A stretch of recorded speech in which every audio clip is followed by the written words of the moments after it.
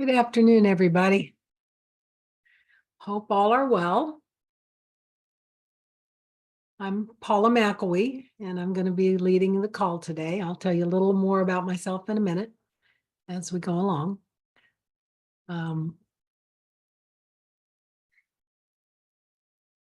So this is our monthly call with new staff, and we pick a topic that we think everybody might want to know about. And so our topic today is information and referral. And I'm going to be showing you a very short PowerPoint presentation about this topic, during which the recording is happening. So we're recording the call now, and we'll continue to record the call until we finish this PowerPoint presentation in 20 minutes or so. Then we're going to shut off the recording.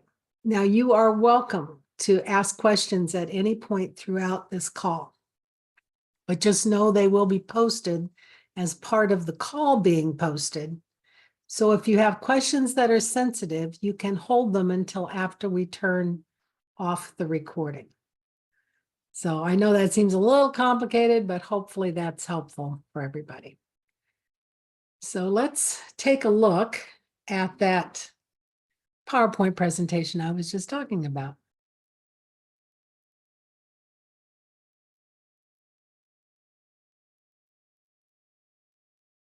This is the next to the last. There'll be one more in this series this fiscal year. So this is the next to the last one in this series. And then I want your feedback. We're going to ask for it several times throughout the presentation to decide how useful is this new staff topics been for you, and do you think it's something we should do as we go forward? We is ILNet, and there are partners in ILNet. ILRU is one of them, and hopefully you've been to our website at ilru.org and have seen some of the resources that are available. A couple of those will be posted for you at the end of the call, or at the end of this PowerPoint here. Another partner is April, the Association of Programs for Rural Independent Living, NICL, which is the National Council on Independent Living, and the University of Montana, which is actually my employer, just so you know. And I'm Paula McElwee, as I said. I'm the Director of Technical Assistance for ILNet at ILRU. I have been since 2012, but I've been involved in IL even longer than that. So probably since before some of you were born. I don't always admit to that, but I'm a silver-haired, Scottish-complected older woman, and I'm a person with a disability. I have both a chronic pain condition and a neurological condition. My neurological condition causes sometimes what's called speech arrest. So if I suddenly stop talking, don't fret. I'll start talking again in 30 to 45 seconds. It's just part of the deal. So there you are.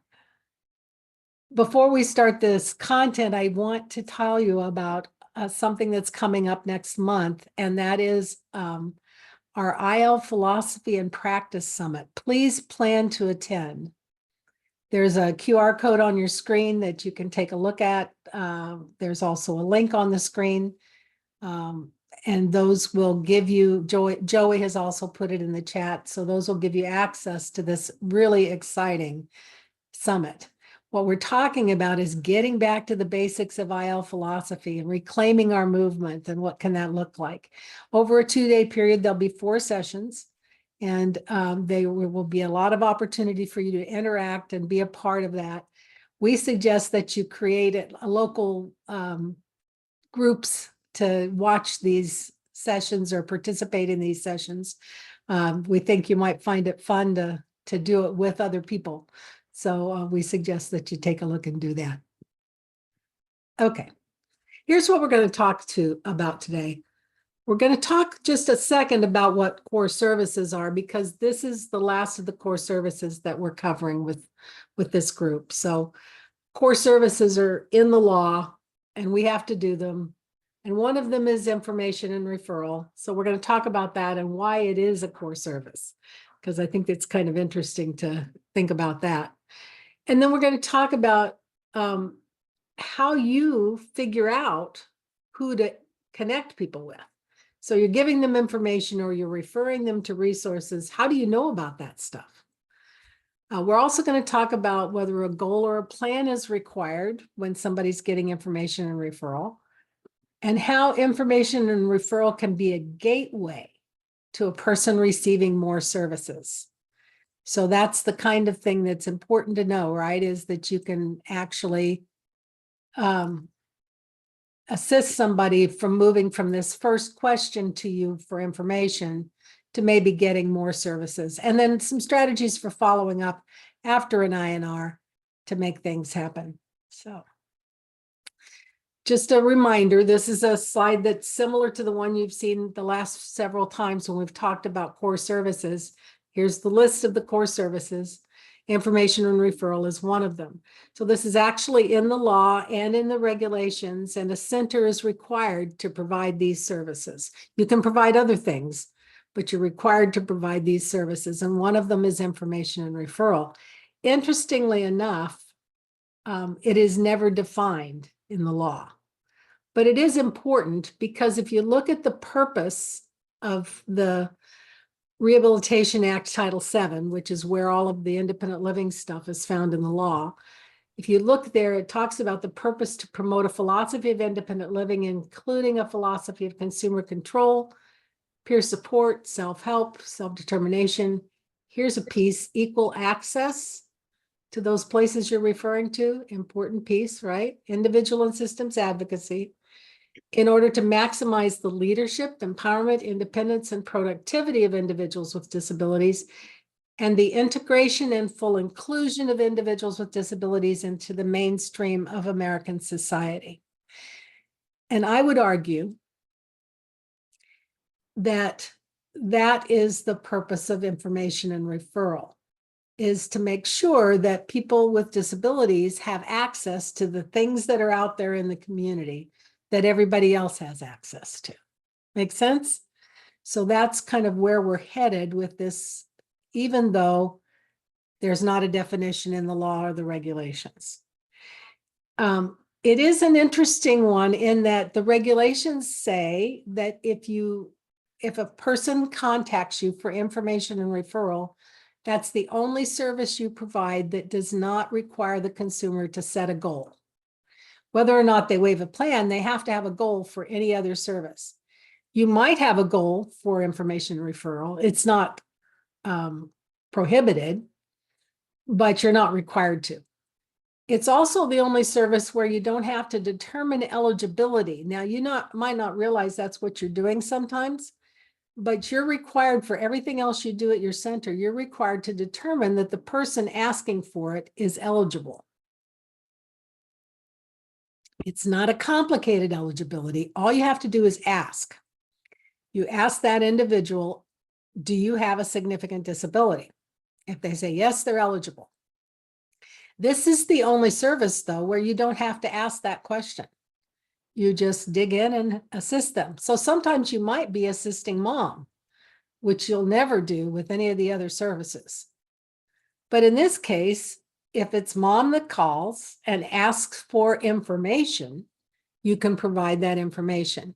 Asks who in the community does X, you can refer her to that other entity. So the name really describes what it is, right? We provide information about other services, and we provide referral to those other services when it's appropriate, when it's something that can help that individual.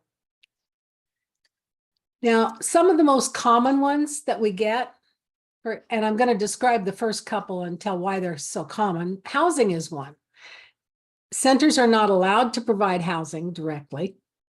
So this would always be referral. If someone says, I'm looking for a place to live, an accessible place, a place closer to my job, a place that's more affordable to get me out of my parents' home, whatever the reasoning is, if I'm looking for housing, you may provide direct goals about that, but you can't provide the service directly. So you may be referring people elsewhere. And it's a real common one because a lot of times you're referring them to sign up for a waiting list because there's a long waiting list for most of the accessible, affordable housing in your community. So So you may be doing that as a referral only. Now, they may also set goals for achieving whatever their housing goal is, and that's okay. You can do it in a plan, but sometimes you're doing it as a referral because of the way things are structured and how few services or housing services are available out there. Employment's another one. Some centers do provide some employment services. Typically, those have to be through a referral with the Department of Rehabilitation, who has more complex eligibility criteria than we do. And so usually you're going through them, and a lot of centers don't provide any employment. So you're going through Department of Rehabilitation or some other entity anyway. So you might be referring someone to that kind of service. Healthcare is an interesting one. Now, your reality, right, is that we're not healthcare providers. We don't do that. But sometimes as peers, we have ideas that might be useful to people who are coming to us around something related to healthcare. For example, I mentioned I have a chronic pain condition. And so, for example, sometimes when I'm talking with somebody else and they're describing to me what they're going through, I may say to them, have you asked for a referral to a pain doc? Because not everybody even knows that person exists, right? A doctor that specializes in pain. And I looked for pain management that was without drugs. And so, there's this, that's a piece of information to say to somebody, there are pain docs who specialize in medicating for pain, but there are also pain docs that specialize in other solutions to pain. I'm not going to tell them who their doctor should be, but I may say something to them that helps them realize they have a healthcare option that's related to what's going on in their life. And so as a peer, I might offer that, right? I might refer somebody for financial assistance. I may be able to help them know how to open a bank account and set up checking and set up bill pay. Simple stuff. But when it comes to other complicated financial assistance, unless you're somebody who's certified in WIPA, which is a work incentive program, and you have to have special certification to help people with that program, there are a lot of financial assistance options that are beyond me, that are things that I'm not able to really provide that service unless my center let me have special training and I know how to do it for that reason. And so that's a common area where you refer somebody to somebody else who's expert in that area. Personal assistance services. Some centers assist people to get their own personal assistance services, hire them, manage their attendance, and so forth. But in a lot of communities, that's not the case. And people don't know how to get that service, and they need to know who do you refer them to so that they can get their own personal assistance. Assistive technology. Sometimes you have assistive technology at your center, but if you don't, who's doing that assistive technology in your community? Transportation. Most centers don't provide transportation. We had a call about this yesterday that some of you were on. But people need to know about it, because a lot of people, transportation is a barrier for their involvement in their community, whether it's work or housing or other things. So those are some areas. I'd love you to plug into the chat, if you would, other areas where you refer people.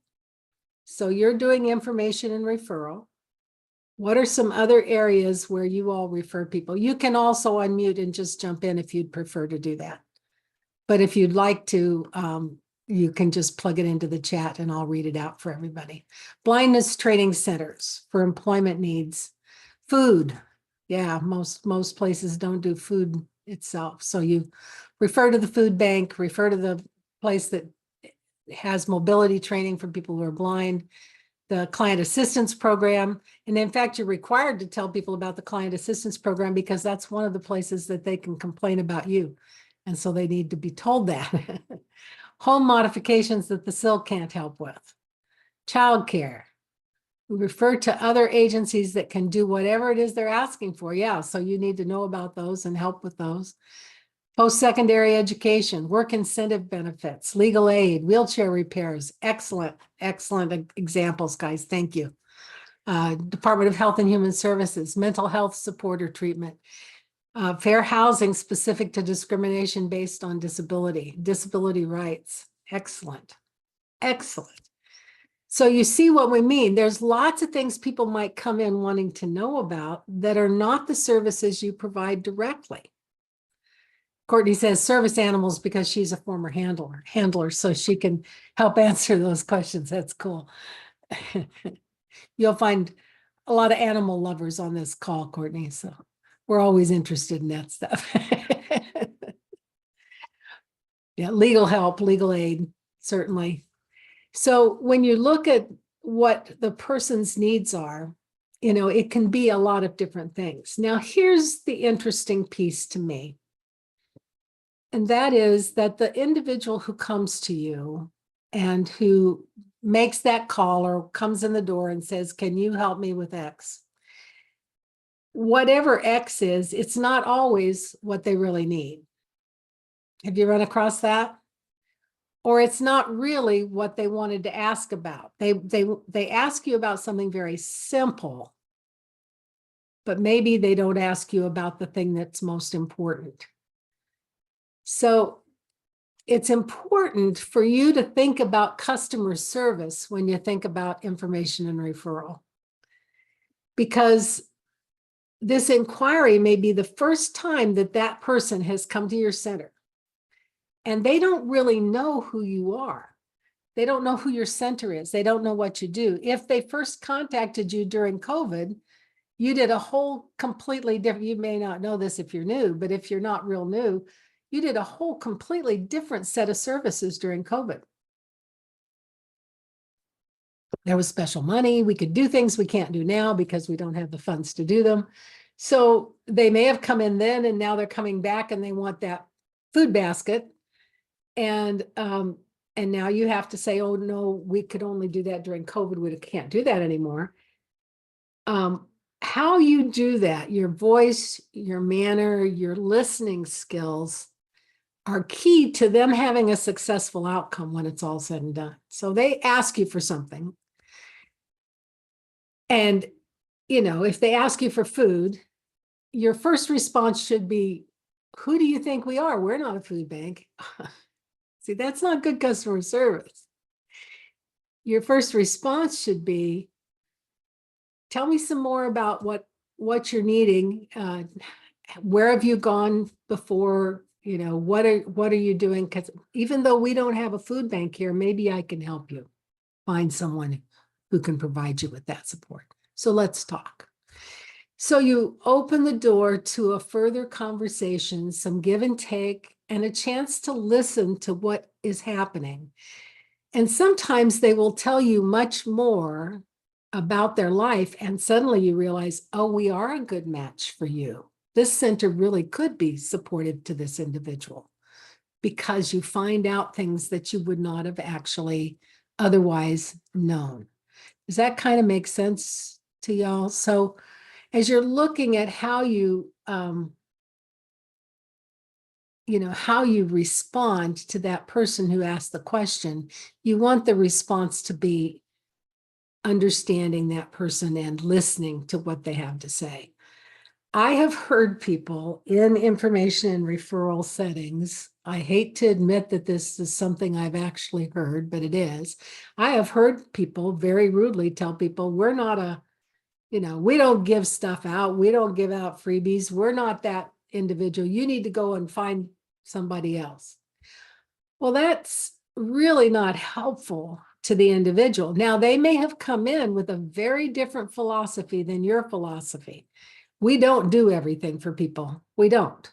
And so if they came in wanting you to do everything for them, and the reality is that you're not going to be able to do that for them, that can be true, and you don't have to shout at them about it. And you don't have to put them down and say, what's wrong with you wanting us to do it for you? You should do it yourself. We can have that conversation, but This is not that moment.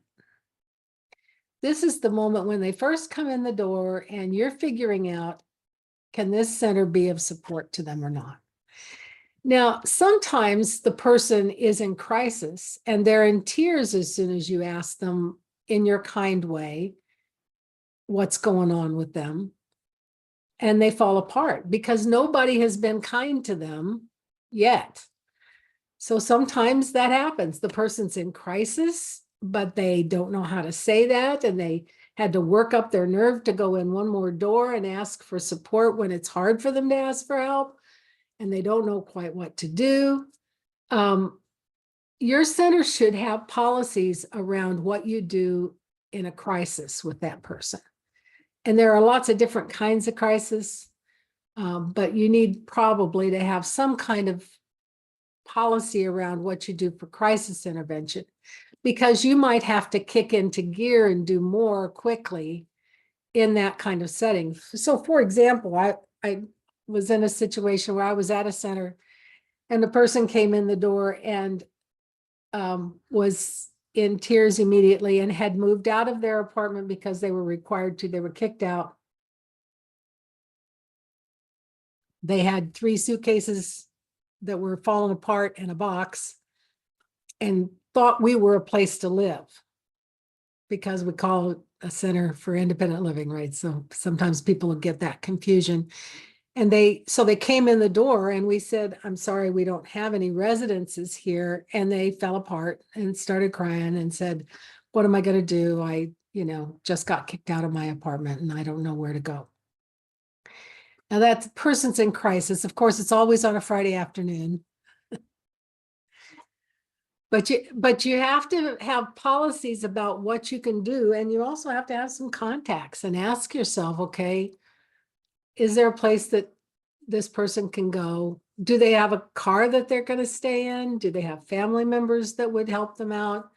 Do they have, is there a homeless shelter where they can stay until you can help them to figure out where to move next? Have they applied for housing anywhere?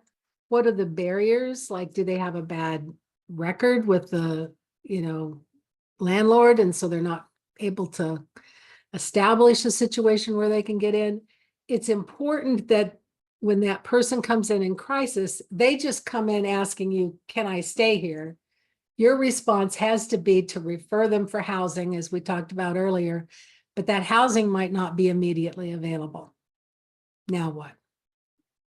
So your center needs policies around what you do in that kind of situation. And you need to know what to do. You also need to build up your understanding of the other options in your community and how to connect people to them. You need to ask your fellow staff members, what do they know? Who do they know? Sometimes it's more who than what. And how do you do that? And then you may want to offer further discussion about working through their issue. If it's not a crisis, and if you have time, can you sit with them a little while and ask them, what are their goals? I mean, they have this immediate need for information, but are there other things that are going on that they also require? And can you assist them in some way? Because INR can be the gateway to them becoming a full consumer. Even though INR is just information, it is also the gateway for something bigger, something more that they can look at as part of their plan for what they're going to do next in their life.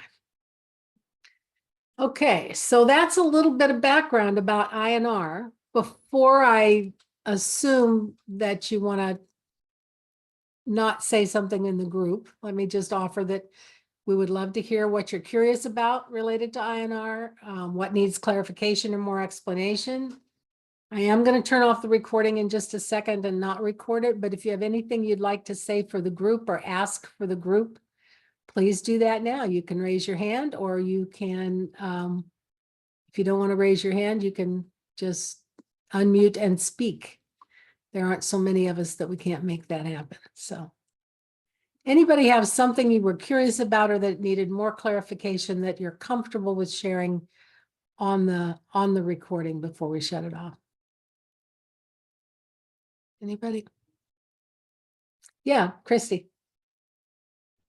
Hi, in data, I'm asked to write down after I've had a meeting, were there any I and R present? And I'm never quite sure how to fill that out. Well, yeah, the way you fill that out is if you provided information and referral, right? Of some sort, then you mark it as information and referral, even if they have other goals. Because if what you did was give them information about something else or refer them someplace else, then you would go ahead and include them there. It's asking me though if anyone there is providing I and R, so that's the hard part. Oh, I don't understand that question. Okay, neither does my boss. Yeah, I think that means you. Okay, Thank you, or did you bring in somebody else for that purpose? great, thank you. I have a question. Yesterday, I received a call from an INR and she got referred to us from Blind Services, but she doesn't want to do employment. Looking for low vision services, isn't interested in technology. What should I do? Well, that's a great question. Is it Keel? And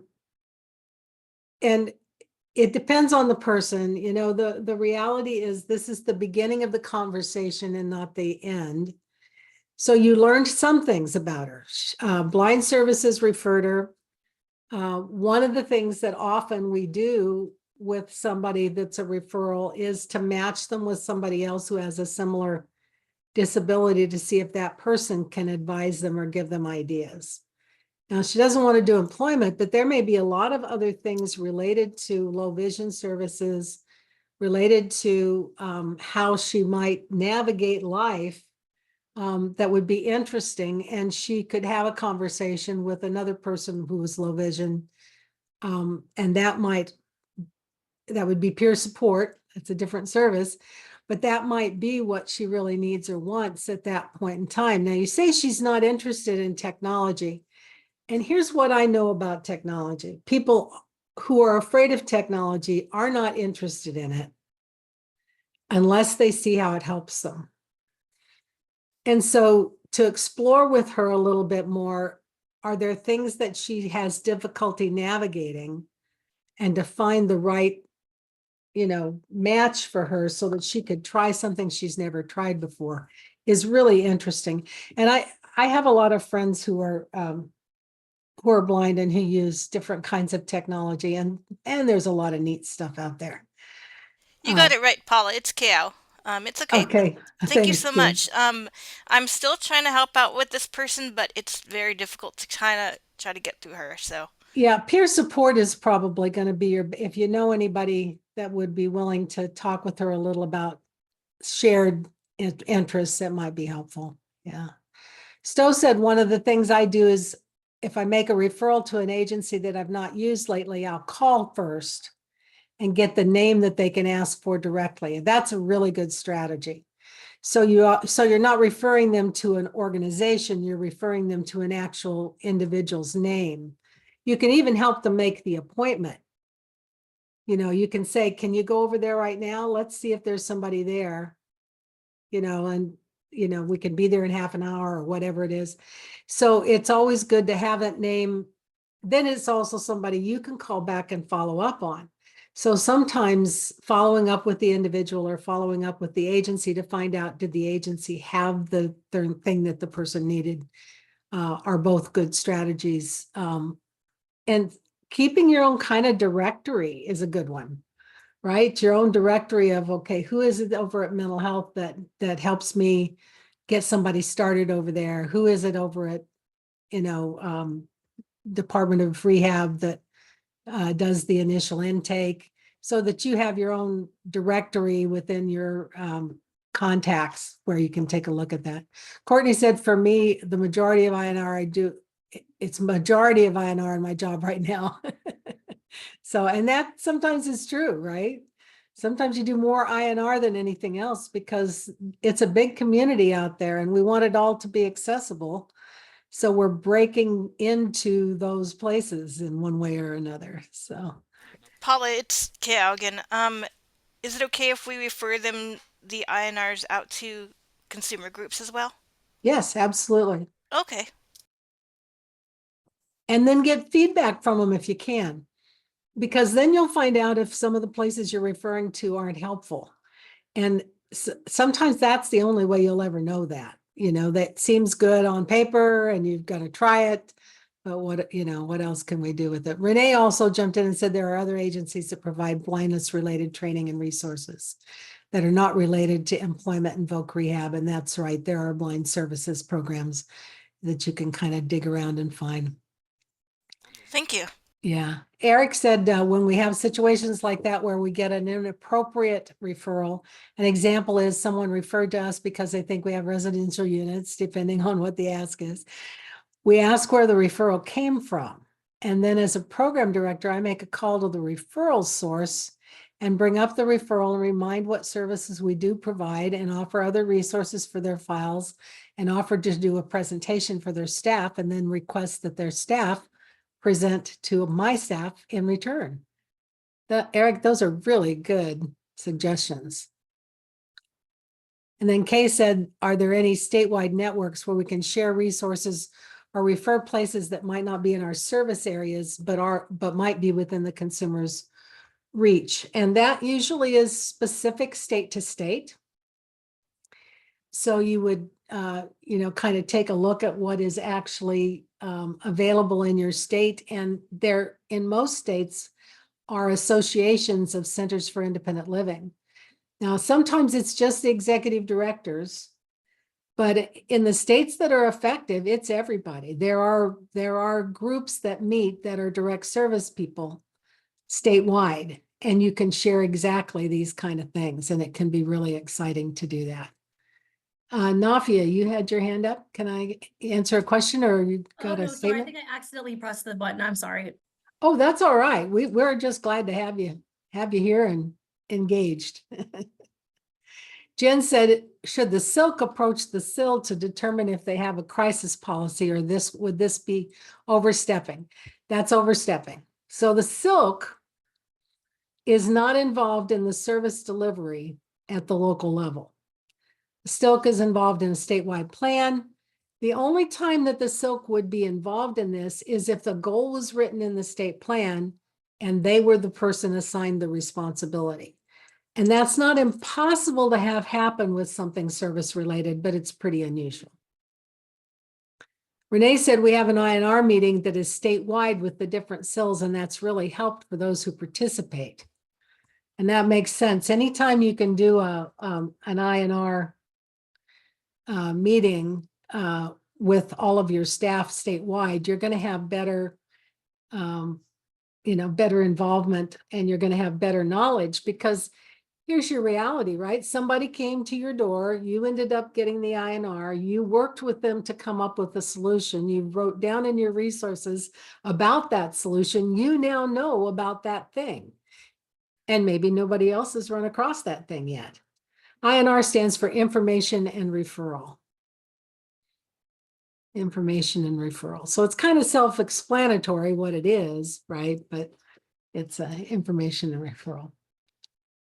So I made the mistake of closing my thing before I gave you the evaluation stuff, but Joey's going to plug that into the chat for you. We do ask that you do an evaluation of the call today, because we feel like it really helps us to do it better. And like I said, there's only one more call this fiscal year. And we want to know, is this a good call to have? This was the first year we've had this call. So Joey's dropped that in the chat for you all, and you'll also be taken to a place where you can jump on that evaluation call at the end here.